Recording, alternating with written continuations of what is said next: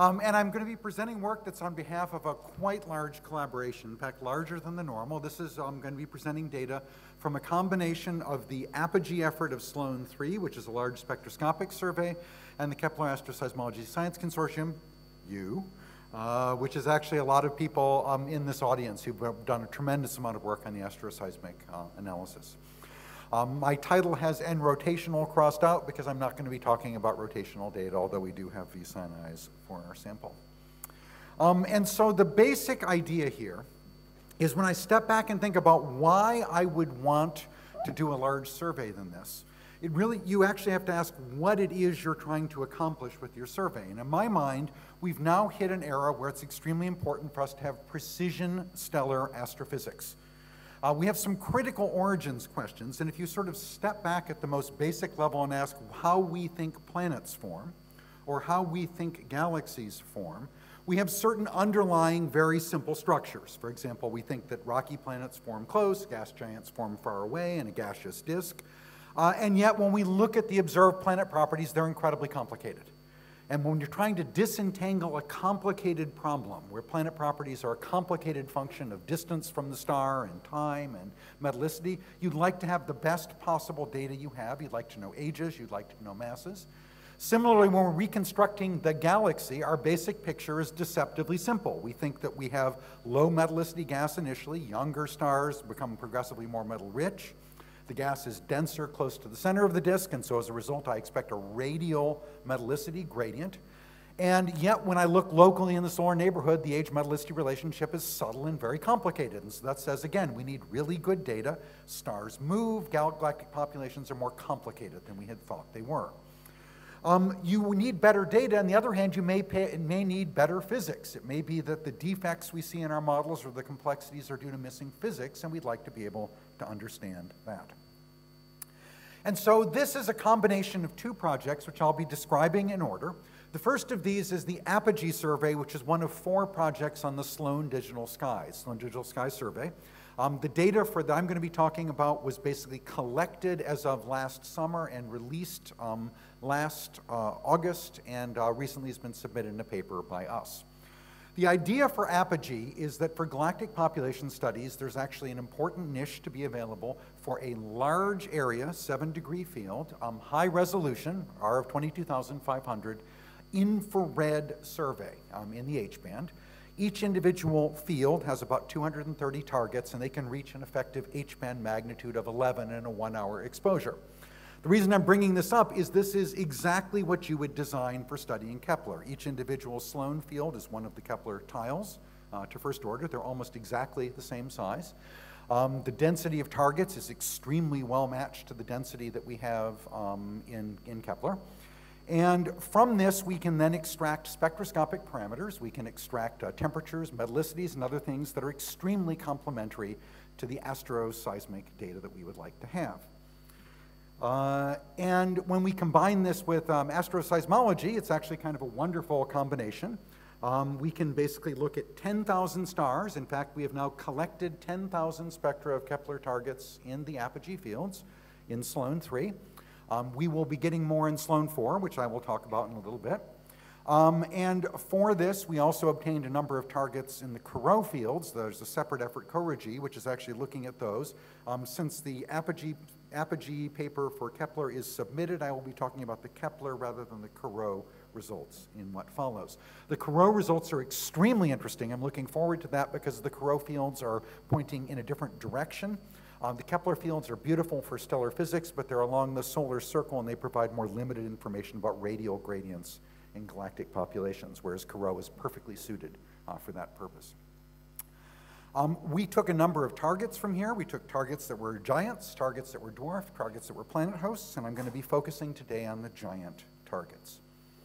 Now, when you're doing something like this, I could just toss up a bunch of numbers, but I'd like to also give you a feel where the numbers come from, and I'd also like to give you a feel for what the uncertainties are. In fact, the uncertainties are, in my mind, the biggest piece of this game and the most important component.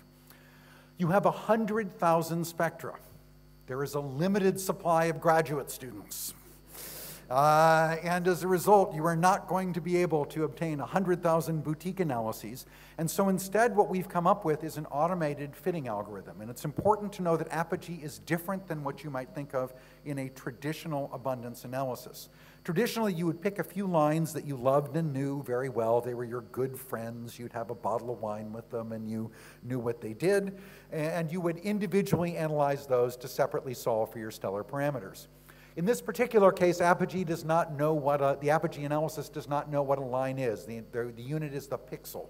We take a bunch of pixels across the entire H-band spectrum. We perturb them in 6 dimensions, which is to say gravity, temperature, bulk metallicity, C, N, and alpha.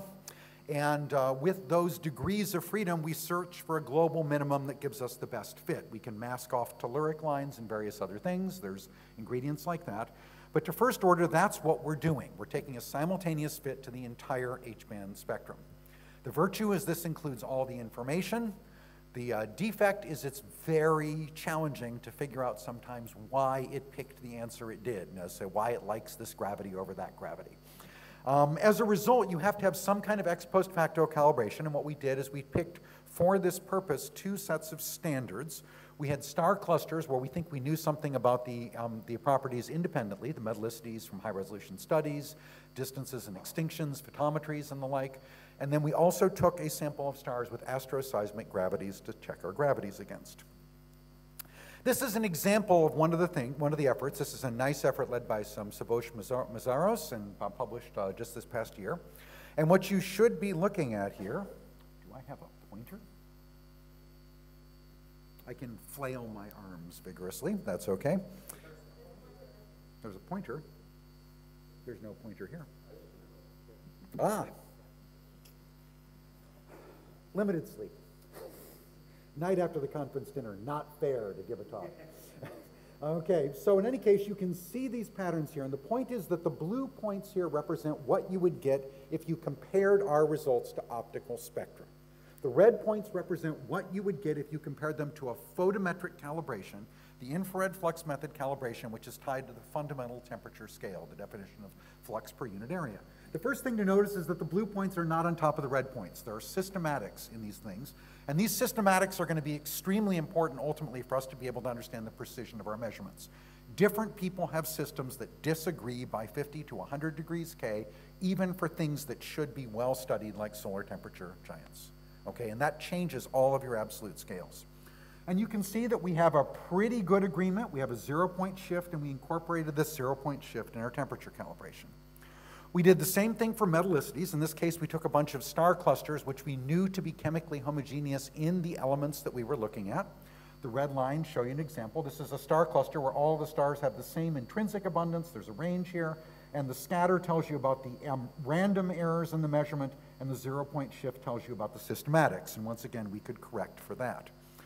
Finally, there's the matter of surface gravities, and what we did for surface gravities is all of these metal poor system stars are from star clusters. The idea there is that you know the distance. You can take the distance plus the temperature to figure out the radius of the stars. You know something about the turn-off mass, although it actually turns out not to matter very much for gravities. And as a result, you can predict gravities for star clusters and compare those to spectroscopic values. All of these numbers over here are asteroseismic values for red giants provided by Kepler. And the net result of this is of order 100,000 red giant spectra, which I'm showing you here. This is color-coded in metallicity and log G temperature space. And it's actually comforting to know that sometimes all this theory stuff works. In other words, we keep on telling people that metal-poor stars are blue and metal-rich stars are red, and these things are color-coded by metallicity, and by goodness, in fact, that's true. Okay, so in other words, metal-poor giants are in fact bluer on average than metal-rich giants. Keep in mind, however, that we have both random errors, as reflected by these tests I showed you, and systematic shifts that can actually be quite important for interpreting these spectroscopic data. Then we have asteroseismology, okay? And in this particular case, asteroseismology and spectroscopy are a marriage made in heaven, together forever. And what we can do here with asteroseismology is we have frequency data, which we can interpret. We don't measure mass, that's important. We can interpret in terms of mass and radius and age in bulk populations. We get extremely precise surface gravities or mean densities because those are theoretically better posed problems. And we also have a whole bunch of entirely new categories of observables: surface convection zone depth, helium ionization, core rotation, mass and densities. There's a lot of beautiful posters out there talking about those things, which are unfortunately outside the scope of what I'm going to be looking at. And so given these areas, the basic idea, I know that you've seen this before, but I don't like to present things without context, is that you have waves that are refracted as they go inside of a star. You have places where you have coherent patterns on the surface, light and dark patches. These produce a frequency pattern, and if you look at these frequency patterns, you can then decode information about the mean density and the internal sound speed profile. Kepler has about 150,000 stars that it observed, and that makes Kepler ideal for this purpose. CoRoT also had a significant number that we were able to observe. And looking ahead, we have a number of exciting missions where this can be applied to. There's TESS, there's Plato, there's K2, where we're going to have a lot of other opportunities. If you want to see an example of why this space-based data is beautiful, I always come back to this paper by Travis, the one on 16 sig, because to me, if you had told me this is the sun, I would have believed you. Okay, this is spectacular data. You can see that there's a regular frequency spacing here, which tells you something about the mean density of the star. There's a characteristic frequency of maximum power, which tells you something about the acoustic cutoff frequency. There's even fine structure like rotational splitting and small frequency spacing and other ingredients embedded in here. And again, if I want to shamelessly crib off of another beautiful paper by Andrea and Bill, the observed main sequence pattern is an extremely strong function of surface gravity. This is taken from their annual reviews article. And you can see that there's a beautiful, beautiful trend as I change in gravity. And so the frequency of maximum power is clearly extremely well correlated with mean density and with gravity in these samples. And so that's a beautiful, beautiful, direct observable from these asteroseismic properties. Now, when people take these things and they tell you they've measured a mass or a radius, they've filtered them through something, and they've filtered them through the idea that there are these scaling relationships. And the basic idea here is that I have two equations, I have two unknowns, and I can solve them. Okay, so but it's worth keeping in mind that this is an assumption that the physical form of these scaling relations is actually mapping onto the underlying true gravities and masses that we're talking about. And so formally speaking, you get a mass that would scale as the frequency of maximum power cubed over the delta nu to the fourth power, the frequency spacing. There's a temperature dependence in here, so when I talk about these spectroscopic temperatures, they are going to introduce 0 points in your mass scale. If I shift my spectroscopic temperatures, all of my masses, all of my radii shift in large scale and significant ways. And remember that there are significant 100-degree level temperature differences between different kind of methodologies here. I'll come back to how well the scaling relations actually work, our ideas of the systematic and random errors in a little bit. We can test our radius or radii by comparing to interferometry and to Hipparcos parallaxes. Beautiful, beautiful pieces of work by Victor and Daniel. And when we do this, we actually find that we have very good radius agreement. So in other words, to the extent that we can test the radii that come out of our models, they appear to be in good accord with fundamental radii. This is, however, at the 5% level, roughly, and this is for stars that are very close in metallicity to the sun. We don't have very many fundamental radii for objects that are very metal poor, very metal rich, okay? And so that means that there could be hidden metallicity trends in these radius differences. And the other thing to remember is that the mean density scales as m over r cubed. So I can be within 5% in radius, but within 15% in mass. I need a much more precise measurement in mass, and mass constraints, which are really important, are much, much harder to obtain.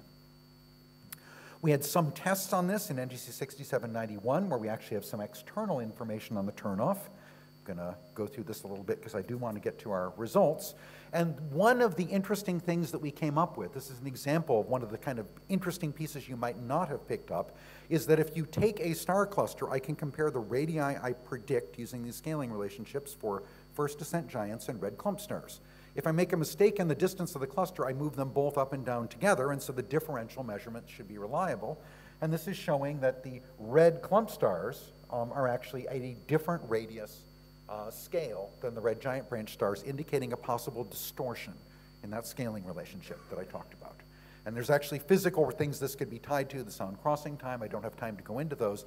But we have to keep in mind the presence of scale shifts like this when we're interpreting the results I'm about to present you. So what we did in APOKASC is we took the data release 10 data. This is approximately 2,400 spectra of red giants. I'm actually old enough that I'm still amazed by the statement that I can come up here with a straight face and tell you, oh, I only had 2,400 high-resolution spectra of red giants. So sorry, my sample is so limited. And we then took these, and we could analyze these light curves, obtain mean asteroseismic properties. We did not do boutique modeling of individual frequencies. This is a huge team effort, multiple teams doing this. And there were 1,916 stars that we agreed on. This is the subset where there was an unambiguously clear agreed asteroseismic signal where everybody extracted the same number to within some close precision. This is our sample. We then took the scaling relations, passed them through a grid-based modeling exercise to make sure that we threw out things with properties that were bizarre or internally inconsistent, and then came up and checked upon our systematic errors both spectroscopically and from multiple pipelines. So this is an example of what happens with spectroscopic shifts. We have the raw scale I told you about, basically the number that came out of the pipeline. I showed you those correction terms that we had for temperature and metallicity. We compared our asteroseismic results for those two different things. There's this simple temperature shift, there's a correlated metallicity change, and you can see that your surface gravities and your mean densities don't care very much about these spectroscopic shifts, but your masses and radii do. In other words, by the level that you would expect them to from those scaling relationships. Similarly, you can go through and compare different pipelines. You can look at random errors. You can take the errors from the pipelines, and this is skipping through a lot of things to the bottom line. This is demonstrating the total error that we returned and quoted here. And this is the scatter pipeline to pipeline if you look at the differences in the asteroseismic properties. You notice that the red clump makes it a problem to analyze things. That's that spike. You notice that very luminous stars are complicated to interpret. That's why those errors are large. And note that here we're comparing only results that differ in what pipelines report and the random errors coming from that pipeline. This is not an absolute versus calibrated versus reference. This is an internal error in the pipelines. We think that these are realistic, but if there were 0-point shifts, we would not have captured those, and I'll come back to that. We can check our answers, and there's the nice Stuyvesant optical spectra. And in general, when we look at apogee, we find that we are in very good agreement on metallicity. The metallicity appears to be in very good agreement, calibrated with optical spectra. Our temperatures have a shift of about 70 degrees. That kind of reflects these systematic choices between spectroscopic and photometric scales. Gravities are in very good agreement. And now if I'm coming to results, one of our first results that we had not anticipated that was interesting is we can classify stars based upon their evolutionary state. This is some very nice work by Dennis Stello and Daniel Huber and company, published in a recent paper. These stars are red clump stars. These are secondary red clump massive stars. These are first descent giants. And if you compare the gravity difference between our mean fit, which remember was 0 to on average agree with the asteroseismic scale, and you compare the red clump stars against the red giant branch stars, you see that the red clump stars are all systematically high, the red giant branch stars are all systematically low. There is an evolutionary state offset between the spectroscopic and the asteroseismic scale. This is either an evolutionary state offset in the seismic properties, or it's an evolutionary state offset in the spectroscopic ones. Thank you. We can also look at these things in a different way, and I love this diagram. This is what our sample would have looked like in the kick. You see that there's a gravity, you see that there's a temperature, there's a big blob in the middle, and that's all you see. If you took the spectra, you can see the giant branch actually tightens up. You can see an overdensity that corresponds to the core helium burning stars. And if you take our full asteroseismic sample, all this beautiful fine structure resolves itself. This looks like a star cluster, except this is a field. Okay? You can see the red clump, you can see the red giant branch bump where the hydrogen-burning shell crosses the composition discontinuity from the first dredge up. You can see the secondary red clump, massive stars. You can see all this beautiful, beautiful fine structure that emerges from this. If we take our full data set, we can see that we can take cuts at fixed metallicity, varying mass, and we can see that, comfortingly enough, low mass stars are red and high mass stars are blue. Once again, we're not completely dead. And you can also see the core helium burning phase on the side of the shell hydrogen burning phase. We can also see in this that there are interesting differences between what we might have expected theoretically. This is now doing a cut at fixed mass, but varying metallicity. And when you do that cut, you can see that metal-poor things are blue, metal-rich things are red, which is good. But the width of the band is different than you would have expected, at least with this set of theoretical models. Now, of course, if there's errors in the theoretical models, they can move the bundle left, they can move the bundle right, they can squeeze it, they can stretch it. This could be a problem in interiors physics. It could be a problem in the convective efficiency or the mixing length. That's also potentially what we're seeing here. The point is we can now calibrate this. We can now check this for the first time, whereas star cluster checks are very, very degenerate. There's also the possibility of a metallicity-dependent mixing length here. In other words, this is saying that this shift appears to be metallicity-dependent. Next thing I'll come to here, a few minutes remaining, is to actually say how well does the kick do. We now have a homogeneous, high-resolution spectroscopic sample, and we can go back to the kick and say, well, how do the kick parameters stack up? When I told Tim Brown I was doing this, he said, don't depress me. It's like, you're going to be telling me bad things. I'm just depressed. And in fact, some of the things are actually quite good. So for example, when you look at red giants, not dwarfs, the metallicity scale of the kick is actually reasonably good. I'm very close, thanks. So for example, you see that the 0 point is pretty good. If the kick calls it metal poor, it's metal poor. There is a trend and a correlation, and it's actually not bad. The situation for dwarfs is more complicated. Giants just have better features that the photometry worked better with, I think, is the short answer. In terms of temperatures, I think there is now clear evidence that the kick metallicity, the kick extinction is overestimated, and as a result, there's going to be systematics in the temperature scale, the radii of targets, and other things. If we compare to the infrared flux method, remember we took the whole rest of the sky, we compared our sample with the infrared flux method, we 0 pointed our scale, and when we look in Kepler and we apply the kick, we have it offset. That either says that these stars have a different infrared flux method than everybody else, or it says that there's a problem in the extinction map. If there's no extinction, it works. Based on this, Leo Girardi, which I'll skip over, did a SED fitting exercise and derived with our 1900 targets a new extinction map.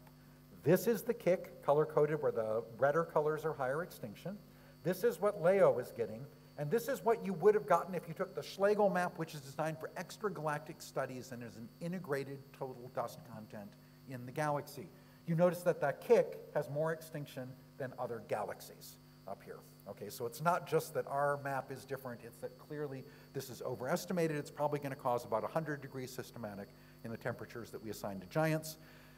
Dwarfs are interesting. We're thinking about what we can do for dwarfs because giants are behind the screen of the dust in the galaxy and dwarfs are in it. So we may not be able to do the same simple mapping for the dwarfs and the planet hosts. We'll have to see. In terms of the mass scaling, we also have some problems in halo land. For halo stars, we can actually infer masses for targets. This is a nice paper by Epstein et al.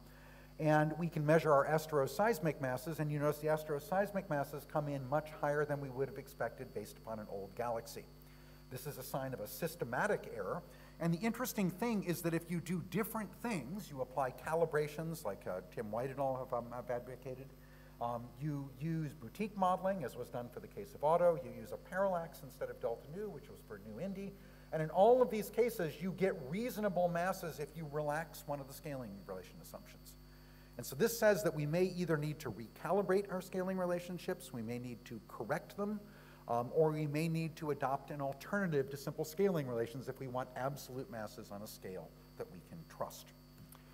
Our next step is releasing 10,000 spectra as of December 2014. This includes about 1,400 control dwarfs. So for the planet people in the audience, we should have a control metallicity that is not planet hosts for the Kepler fields. We have about 400 asteroseismic dwarfs and subgiants. They're going to be published separately in about 8,200 red giants.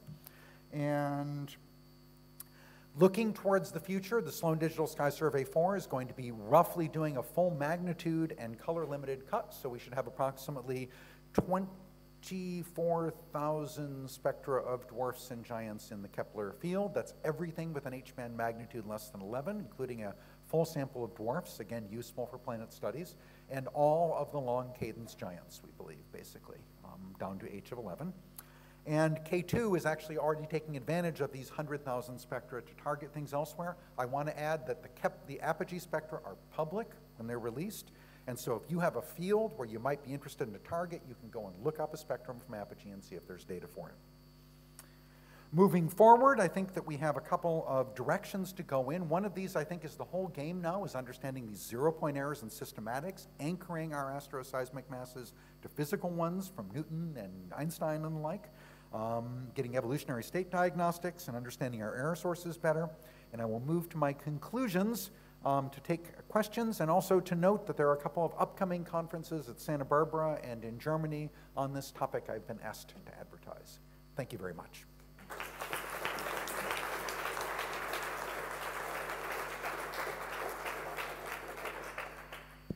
Questions for Marc?